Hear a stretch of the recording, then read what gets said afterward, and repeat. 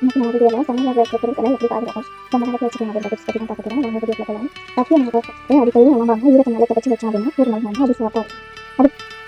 அதுக்கு நம்ம யூஸ் பண்ணுறது ஈரம் இல்லாமல் தொடச்சி நீட்டாக எந்த காய்கறி வந்து முடிக்காமல் வச்சிட்டோம் அப்படின்னா அதோட வந்து நல்லா இருக்கும். அதுக்கு எந்த விதமான பற்றி அருவாங்க அருவாங்க எல்லாத்தையும் நம்ம தொடச்சி போட்டு நம்ம போட்டு வச்சோம் அப்படின்னா அதோட மாதிரி புதிய இறங்கி நல்லா வாங்கணும் அது போல இருக்கும்.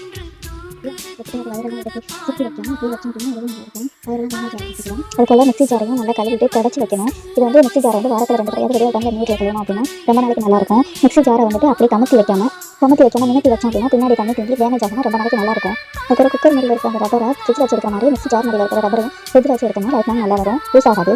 அதுபோல் தேங்காய் துருவியையும் துருவிட்டு நல்லா கழுவி வச்சுக்கணும் அப்படின்னா இது இருந்து இதெல்லாம் டச் பண்ணும்போது தொடச்சி வச்சோம் அப்படின்னா துரு இறங்க ரொம்ப நாளைக்கு நல்லாயிருக்கும்.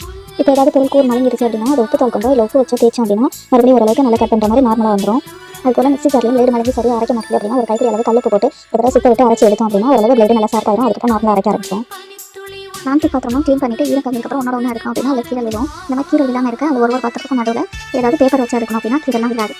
அப்படி இல்லைனா டிசி பேப்பர் ஏதாவது வேஸ்ட் பண்ணி இந்த மாதிரி வச்சுக்கலாம். இல்லை தனித்தனியாக கம்பி வச்சாலும் கீரெல்லாம் இல்லாமல் ரொம்ப நாளைக்கு டேமேஜ் ஆகாமல் இருக்கும். அப்புறம் வாங்கும்போது நம்ம கொஞ்சம் கவனமாக வாங்கிடுவோம். அடிப்படமாக பாத்திரம் சுற்றி கொஞ்சம் கனமாக இருக்கிற மாதிரி அந்த மாதிரி பார்த்து வாங்கினா ரொம்ப நாளைக்கு வரும். இல்லை லேசாக இருக்கிற மாதிரி வாங்கணும் அப்படின்னா சீக்கிரம் வெடிச்சு வந்து நான் சீக்கிரம் கீழே இருக்கும். அடிப்படமான பாத்திரம் இல்லாமல் இருந்துச்சு பாத்திரம் அடியில் லேசாக இருந்துச்சு அப்படின்னா சீக்கிரம் அடிச்சிருக்கும். அந்த மாதிரி இருக்கிறனால பாத்திரம் வாங்கும்போது நம்ம பார்த்து கரெக்டாக வாங்கிக்கணும்.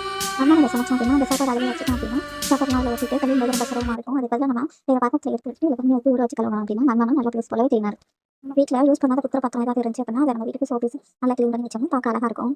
பிளாஸ்டிக் பாத்திரத்தை போலவே கண்ணாடி பாத்திரத்தையும் நல்லா கழுவி க்ளீன் பண்ணி தொடச்சிட்டு ஏதாவது பேப்பர் இல்லைனா துணி வச்சு வச்சிங்கன்னா கீரை இல்லாமல் கண்ணாடி பாத்திரம் நல்லா பலபலன்னு ரொம்ப நாளைக்கு இருக்கும். அது போல் டீ கப்பு காஃபி கப்பு இதெல்லாம் கரையா இருந்துச்சு அப்படின்னா அதை க்ளீன் பண்ணுறதுக்கு வினிகர் கொஞ்சம் ஊற்றி கழுவணும் அப்படின்னா அந்த கரையெல்லாம் போயிட்டு மறுபடியும் நமக்கு புதுசு நல்லா பலபலப்பாக கிடைக்கும். மேலே இது போல் நிறைய டிப்ஸ்க்கு நம்ம சேனலை சப்ஸ்கிரைப் பண்ணிக்கோங்க. அப்படியே இந்த வீடியோக்கு லைக் பண்ணிக்கோங்க. தேங்க்யூ.